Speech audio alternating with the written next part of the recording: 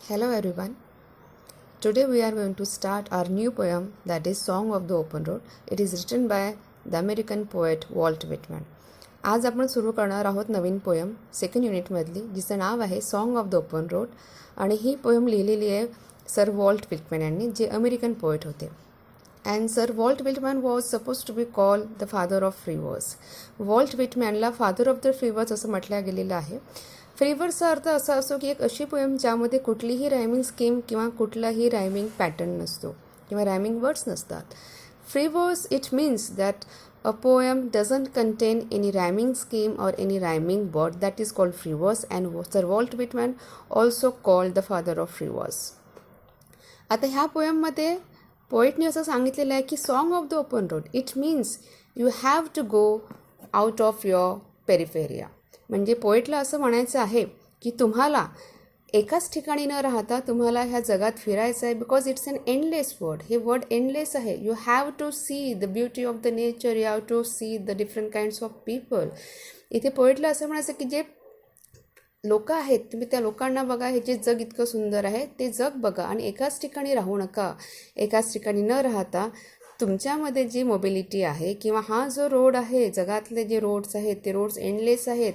ते रोड नक्कीच तुम्हाला कुठे ना कुठे काही चांगल्या मार्गावर नेणार आहेत. आणि म्हणून सर विल्टमॅन म्हणतात आहे की एकाच ठिकाणी न राहता आपल्याला हे जग फिरायचं. He argues staying in one place for too long although he hospitality made be true.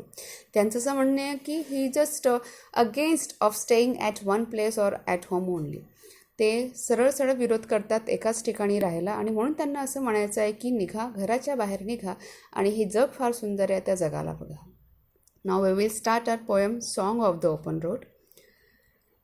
Song of the Open Road, it's a kind of a poem. It's a person who is just kind of a vagabond poet. आता ही जी poem आहे ती एका vagabond पोएटविषयी आहे. Vagabond poet म्हणजे असं a person who likes to wander from one place to another place. याचा अर्थ असं, वेगाबॉन्डचा अर्थ इथे असा होतो की एक असा व्यक्ती ज्याला एका ठिकाणावरून दुसऱ्या ठिकाणी त्याला जायला फार आवडते किंवा फिरायला फार आवडतं. So let's start our poem Song of the Open Road. Afoot and light-hearted, I take to the open road, healthy, free, the world before me, the long brown path before me leading wherever I choose. Now the poem starts with the optimistic way. Afoot and light-hearted. Poet says that I have just taken my foot ahead and I am tensionless. I don't have any tensions. I don't have any worries. इथे poet असं म्हणतोय की माझं एक पाऊल पुढे घेतलेलं आहे आणि माझा हार्ट हे it is a light hearted. I am light hearted म्हणजे मला कुठलंही दुःख नाही आहे, मला कुठलेही वरीज नाही आहे, मला कुठलीही चिंता नाही आहे. I take to the open road and he says I have started my journey, I have set my journey ahead.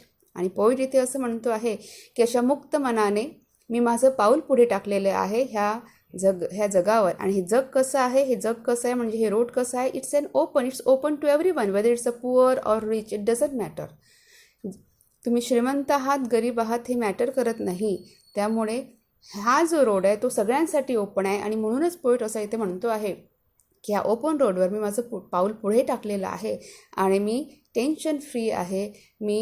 मला कुठल्याही वरीज नाही. I am without worries. I don't have any tension. I have just taken my foot ahead and I have started my journey to this open road. Healthy, free, the world before me. Poet इथे असं म्हणतोय की how is the world, how does he find the world. पोएटला हे जग कसं दिसतंय, healthy, free. तो म्हणतो की हे जग हेल्दी आहे. Yes, you will find the many good things and free, it's free to every one. There is no discrimination between poor or rich people. Poet इथे असं म्हणतो आहे की ते कुठलाही भेदभाव नाही कारण हे जग हेल्दी आहे, हे जग फ्री आहे, सगळ्यांसाठी ओपन आहे. And the world before me. Poet असं म्हणतो आहे की हे जे जग माझ्यासमोर आहे ते जग हेल्दी आहे आणि फ्री आहे सगळ्यांसाठी. A long brown path before me leading wherever I choose.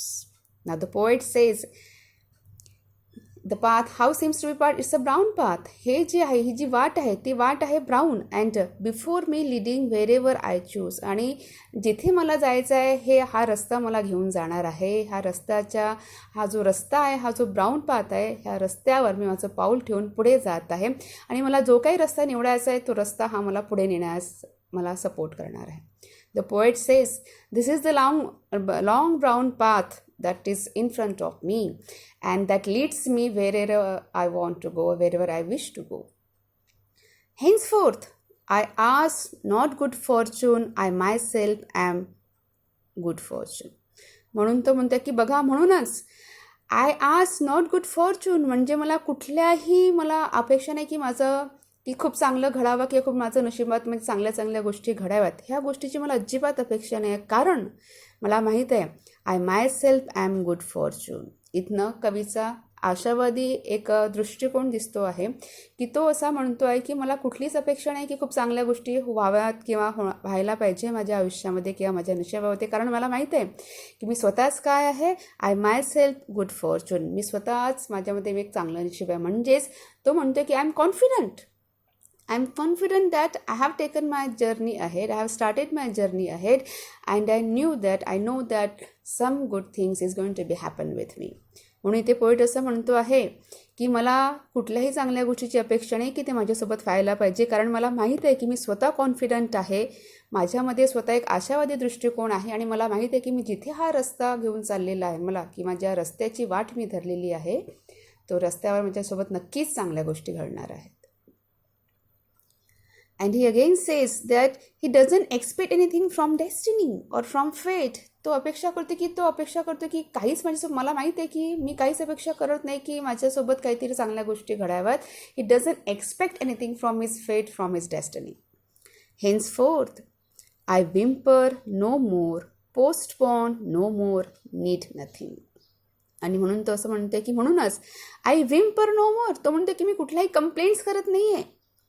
Postpone no मोर, तो म्हणतोय की ही जी माझी जर्नी आहे, the journey I have started, I don't want to postpone it any more. इथे पोएट असं म्हणतो आहे की आय व्हिम्पर नो मोर, याचा अर्थ पुन्हा मी सांगते की तो म्हणतो की जी कंटिन्युअस कंप्लेंट आहे ते मी करणार नाही आहे. The grudges, I don't want to be in the continuous grudges and I don't want to postpone my journey. तो असं म्हणतो आहे की मी हे जर्नी जी स्टार्ट केलेली आहे with the happy mood, with the light hearted mood, so I don't want to postpone this one. मला ही जर्नी काही पोस्टपोन करायची नाही आहे, मला हे काही पुढे ढकलायचं नाही, बिकॉज आय एम ऑप्टिमिस्टिक, मी आशावादी आहे. आणि म्हणून ह्या सगळ्या ज्या कंप्लेंट्स आहेत त्या कंप्लेंट्स मला नको आहेत, किंवा मी कंप्लेंट्स करणार नाही आहे आणि ही जी जर्नी आहे ते मला पोस्टपोन करायची नाही. नीड नथिंग, मला कसलीही गरज नाही, कारण मी स्वतः आशावादी, I am a self confident person. Done with indoor complaints, labyrinth, querulous criticism. इथे पोएट असं म्हणतो आहे की I am not interested in the criticising the people also. तो असं म्हणतो की डन विथ इंडोर कंप्लेंट्स, याचा अर्थ असा की ज्या काही कंप्लेंट्स आहेत that happen at house, I have already face that one, I have already done with those things. And libraries means I don't believe in bookish knowledge only. I just want to see, I just want to experience the practical things, I just want to get the practical knowledge from this outer world. Querulous criticism. He says that the querulous criticism is irritating criticism. जिथे लोक continuous criticise करत असतात लोकांना, अशा लोकांमध्ये मला अजिबात interest नाही आहे. He says, again I am repeating, की done with indoor complaints. तो असं म्हणते की घराच्या ज्या काही तक्रारी असतात त्या तक्रारी मी आधीच एक्सपिरियन्स केलेल्या आहेत. So I have already done with these things. Libraries म्हणजे इथे की I am not interested in bookish knowledge, I just want practical knowledge. तो असं म्हणते की मला पुस्तकी ज्ञान नको आहे, तर मला जे प्रॅक्टिकल आहे ते नॉलेज मला हवं आहे. अँड क्वेरिलस क्रिटिसिझम, जिथे लोक वारंवार एक व्यक्ती दुसऱ्यांचे नेहमी क्रिटिसाइज करत असतात, तक्रारी करत असतात किंवा त्याला क्रिटिसाइज करत असतात, त्या गोष्टी मला नको आहेत, कारण त्या गोष्टी मी ऑलरेडी अनुभवलेल्या आहेत. Strong and content I travel the open road.